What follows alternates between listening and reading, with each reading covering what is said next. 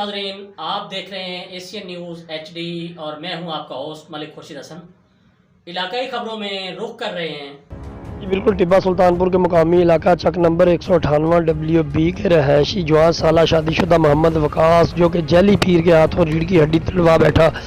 तफसील के मुताबिक मोहम्मद वकास हल्की फुल्की दर्द की मेडिसिन मुकामी डॉक्टर से लेने के लिए जा रहा था। जैली पीर आरफ ने रास्ते में रोकर कहा कि आए, मैं अभी दर्द ख़त्म कर देता हूँ, और इसी बहाने अपने घर ले गया। जैली पीर ने अपने घर पर अपना इलाज मुआवजा करते हुए दोनों पाँव की एड़ियाँ उसकी कमर पर रख कर उसकी रीढ़ की हड्डी तोड़कर उसको रीढ़ की हड्डी से मरहूम कर दिया। मुतासरा फैमिली को कानूनी कार्रवाई करने पर जैली पीर की जानिब से कत्ल की धमकियाँ और जैली पीर ने इलाज मुआवजे की मदद भी न की। मुतासरा फैमिली दर बदर ठोकरें खाने पर मजबूर और मुतासरा फैमिली की वज़ीर आज़म इमरान खान साहब, वज़ीर आला पंजाब, IG पंजाब व दीगर अदारों से जैली पीर आरफ के ख़िलाफ़ कानूनी कार्रवाई करने का मुतालबा और हुकूमत पंजाब से इलाज मुआवजे की मदद की भी अपील की है। जी, मज़ीद खबरों से बाखबर रहने के लिए देखते रहिए एशियन न्यूज़ HD।